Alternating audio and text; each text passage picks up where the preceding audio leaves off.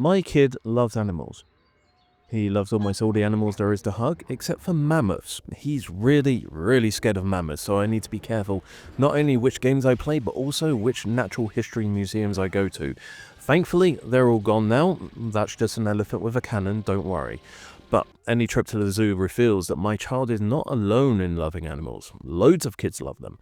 Maybe I can use this in my quest to find suitable first games for my kid to play.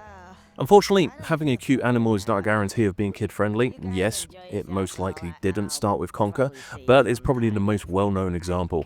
I'm a fan of the Spanish comic book series Black Sad. Fun fact, as I lose the first QTE and die, it was published for French audiences first, hence why it's from Microids. Not kid-friendly, not at all. Unlike John Blacksad, this kitty is adorable. The world, though, not really. It's kind of creepy. So we need to go further back in time to find truly innocent video games with easy controls and understandable gameplay, so the littlies can fall in love with adorable characters. With that in mind, let's do a list video. 5 arcade games with animals in them that could be okay to play with kids. Now that's a snappy title. Did you know that Sega existed before 1991? Yes, a bit of a silly question, but we know Pac-Man, Mario, Mega Man, Bub and Bob, and there was Bonk, who wasn't called Bonk in the UK because Bonk meant something. Yeah. Sega tried to have a mascot, it just didn't stick as much. Here's Alex Kidd. I'm playing the remake, which is available on PS5 through PS Plus. I guess there was Opa as well, the ship from Fantasy Zone, but there was also this guy. It's Flicky, who... I've got to be honest, I only consciously became aware of Flicky when playing Shenmue and seeing the poster in the arcade. I know, Rio, now go find Land D. But I was wrong, and how wrong I was. Of course I'd seen Flicky, it's just I was a Nintendo kid growing up. He was one of the creatures saved by Sonic, again and again. He even went directly to their place in Sonic 3D Blast. I just never thought that the hero could become someone who would need constantly saving. But that's fine, it's just that Flicky got Dragon Ball Z power leveled out of the story. He is Sega's Yamcha. Poor Yamcha. And here he is in his heyday. The mission was simple, make a Mappy game, but better. More beautiful, more fluid, more colourful, or just more colours, and it worked. It's hard to believe that there was only a year between these two releases, but such was the breakneck speed of development in the 80s.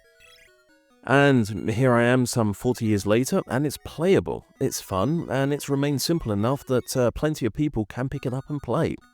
We are Flicky, we are cute. We are playing a veritable hero. We need to save the chicks who are being menaced by a bunch of cats, and I've been reliably informed that this thing is an iguana. There is a stick and one button, and the goal is simple. We need to collect all of these chicks and deliver them to the exit, to safety. But where it gets interesting is that there is a way to do it, then there is a way to do it and score well. If you want to score well, then you grab all the chicks in one go and make a huge delivery to the exit for the point bonus. If you do that, then the chicks make a little conga line behind you, but because of that, the target for the cats become larger. If a cat, or an iguana, touches the chick, then it becomes confused. It leaves the line and just wanders about, so you need to collect it up again. But that's not for us, not for the moment. It's completely fine to pick them up and drop them off one at a time. Just don't expect to be at the top of any leaderboard. But the fact that it is there means there is room for growth in this title, which is the whole flow of arcade titles. Typically, you play for survival, then you play for score. Game design. When it works, it's lovely. But the important part is not to let the cats touch you. Then that's a game over. And that goes for however you want to play it. Something that doesn't work so much is the platforming itself. You can easily find yourself bouncing off walls. Flicky's jump is rather floaty, which means a loss of control and means a bunch of bashing. It's consistent though, so it is something that can be played around. But it's not very pleasant when coming across it. But then there was plenty of experimentation with 2D platforming at the time. And it's not the worst offender for 40-year-old games that haven't aged well. Do you want to play it? Well, it's not horrible, but it's also not a great situation either. All the videos here were recorded from a Mr. FPGA running through a RetroTink 4K. There is a core for the Sega System 1, there isn't the same for the Analog Pocket though. I'm not sure if it's still possible to buy one, but it's also on the Astro City Mini. The SD1000 version, which was the Sega console before the Master System, can be found in Samoa Joe's favourite retro video game collection, Like a Dragon Pirate Yakuza in Hawaii, but also in Like a Dragon Gaiden. The Mega Drive or Genesis version can be found on the Switch Online expansion pack pass thing, or the second Mega Drive Mini, or the now delisted Mega Drive Classics. There is an ease of play in each version just with a D-pad instead of an arcade stick. The levels are short, they are simple, and they all play well. It really is a game that I can recommend for a child for when they are ready. It's a good first step for just interacting with a game. It's just a shame that Sega don't let us play the arcade version legally anymore. But oh well. I spoke about Mappy, and as I wrote these words, my active game on the Switch 2 was Rave Racer, which had been released on the console for the first time ever by Arcade Archives. If we speak about Mappy today, then maybe he's remembered as a sponsor in Ridge Racer first, then his proper game second. But it was a success, and it had sequels, none of them made by Namco themselves, but it showed from an early age how open Namco would be in letting people use its licenses to make their own thing, like we see today, with Pac-Man Pinball, Pac-Man in a Box, Pac-Man Pajamas, Pac-Man Skateboard, the Pac-Man Suit, very fancy. Do you want to do something? Well, there's a website where you can pitch your ideas. How much is this? For a pen? At least there's a ballpoint version for €500 less. Anyway, Mappy. There was a sequel in the arcades, Hopping Mappy, which was made by the game studio with the most generic name imaginable, Game Studio. Game Studio still exists. They made a game which was given away last year on PS Plus, Sinduality Echo of Ada. Never played it, looks dark and grey. Hopping Mappy. I don't think he's a cop anymore, but instead he has a pogo stick. Boing, boing, boing. And he's no longer in the city, maybe retired to a garden. And we are saving garden ornaments? No, I think those rats are alive at least. But anyway, you are a mouse on a grid and you jump and you try to avoid the cats while doing this, who also have pogo sticks, all while collecting the ornaments or the rats that could probably dig their own tunnel to safety. But anyway, just like Flicky, the controls are simple. There is a D-pad or an arcade stick if you're playing the original. There is a button as well, but jumping is automatic. You're on a pogo stick. What the button does is increase the speed of movement, so the button isn't really needed to experience the game. Great! Looking good for Little Tomato. And just like Flicky, you can play for survival or for score. There is an optimal series to follow to maximize scoring. Each item has a points value, and if you collect them in pairs, then they add a multiplier. So that's how you're supposed to play it. Collect them all 2 by 2, rack up that multiplier, and sometimes there are bonus items as well. Of course, the cats have something to say about that, and the deeper the player goes into the game, the more devious and irritating the traffic becomes. There's a bonus stage as well, which sees the screen scroll and the player needs to pop balloons. Best not to get caught up by the scroll though, otherwise your score will be as bad as mine. But again, I am looking at this through the lens of a child. This is not King of Kong here. There's lots of colours, it's easy to learn, there is an incentive to learn and to be better, and the first couple of stages are easy enough before it becomes a bit too hard. And it will become too hard. But hey, there's a day and night cycle in 1986. This here is the future. How can we play this? Arcade Archives on Switch and PS4. It's also available on Mister, of course, but on consoles is where you can legally buy it, and it's the first time it's been on sale in the West as part of this release. I prefer Flicky, and I bet this one is good as well. On to the next one. Did you know that a penguin poops on average every 8 minutes? It's probably for that reason that each round in Penguin-Kun Wars, it only lasts a minute. Nearly 10 years before Windjammers, our competitive gaming, was Penguin-Kun Wars. You need to throw a ball from one side of the court to the other. If you have the most balls on your side when the timer is up, then you lose the round. Of course, it is possible to get rid of all of your balls, then the round is finished early and you get a point bonus. We can of course reach this point earlier by being a bit mean. It's a bit of dodgeball. Hit the enemy and they go into a stun state. That means more time for throwing balls without response. This is a game with a penguin. It's cute, but it's also evil incarnate when dealing with a monstrous AI. It's also apparently multiplayer. I cannot find a video on it, but if this is not played on split screen and meant to be played on a cocktail, then a real player too won't have it easy, but it could be fun.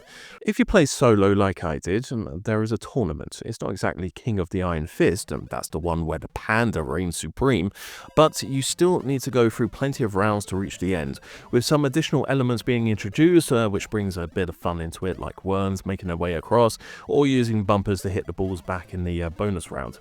In the West, it had a, well, I guess a demake, I suppose, in the Game Boy version. It's compatible with the link cable, so I imagine it would have been a lot of fun playing it back in the 90s, but I can't remember anyone having this back when I was a kid. And then there is a remake which was released 2019 on Switch and PS4, then delisted from PS4 in the West, but still on the eShop. I feel like based on what is going on, it would have been a nice game to try out if it remained on the PS4, although with the Switch 2 and the extra power there and now boost mode, who knows. This is again available on Arcade Archives, who own the rights to all of the UPL games, and as usual I am playing this on the Mister. Yes, this is secretly a Mister ad.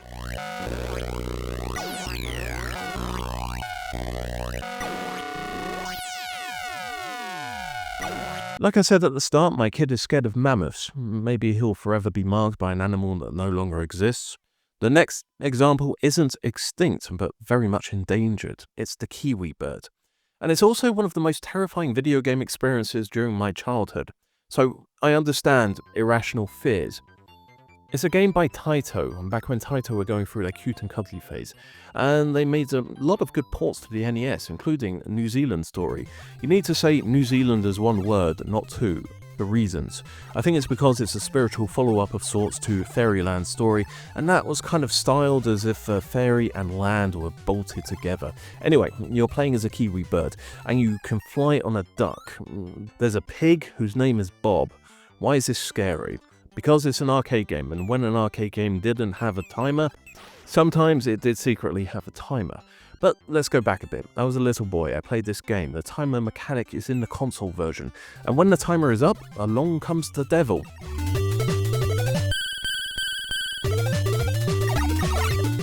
And he will hunt you down wherever you are, but at least it's fair and will give the player a chance to reach the end of a level, which is usually just rescuing another lost kiwi.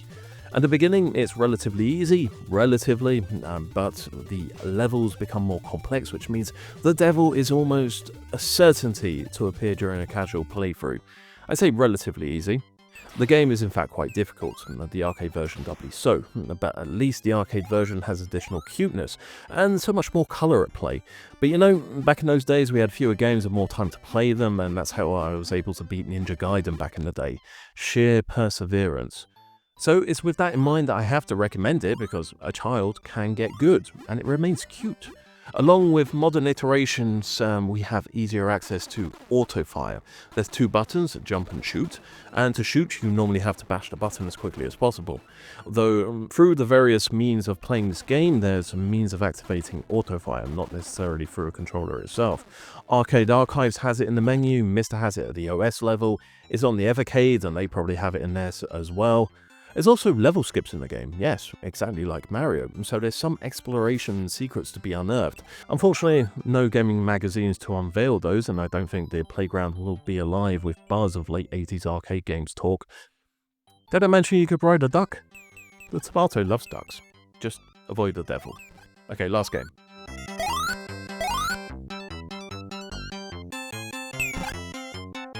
This is a weird one. Puzzle games were of course all the rage in the 90s. We had Tetris, there was also various games of Puyo Puyo, including reskinned ones for Sega and Dr. Robotnik's Mean Bean Machine and Nintendo and Kirby's Avalanche. Puyo Puyo was everywhere. There was even a rhythm game with yeah. There was also columns, and to flip the format upside down, there was Puzzle Bobble. Why not do it with animals? And if we did it with animals that were a bit creepy? This is Baku Baku Animal. Baku means chew, and that's exactly what we're doing here. We're laying down food for an animal to munch down on. That's it. That's all there is really to understand. Which is good because it's in Japanese. It's developed for the arcade system, which was based on the Sega Saturn hardware, the Sega STV, which was a bit like a Neo Geo in principle, just several years later, and it used ROM instead of CDs. But that meant that the conversion to home console was a lot easier. A bit easier than on the PlayStation side, which tended to have arcade hardware that was a bit more powerful than the console itself. As was the style at the time, there's a story mode linking together all of these battles, and there's a handful of difficulty modes because normal is, yeah, it's a bit hard. You go from ever so slightly creepy but colourful character to ever so slightly creepy but colourful character unleashing your monster animals. You need to eliminate blocks, do combos, then trash gets sent to the other side. Whoever gets filled up first loses, just like, yeah, all of those games. But why I like this one is just the horrible CGI animals. Yes, I could just recommend Tetris and be done with that, but where's the fun in that? Oh yeah, actually playing it. How to play? This one's a little bit harder. Mr. FPGA again. If I'm going to advertise something, then you can also get a Mr. clone like the Superstation 1. And that has a Saturn core as well. But sadly, Saturn remains a console that not many people touch nowadays. Yeah, City Connection gave it a go with additional input lag from the emulator and the S-Tribute games. But, you know, still no Panzer Dragoon Saga. Oh well. And that's it. Voila. 5 arcade games with cute animals that aren't scary, except maybe the last one. There are others to be found somewhere, but the internet has taught me that no one needs 2-hour-long list videos, so I'll leave it there. Thank you very much for popping by, everybody. Until the next time, bye now.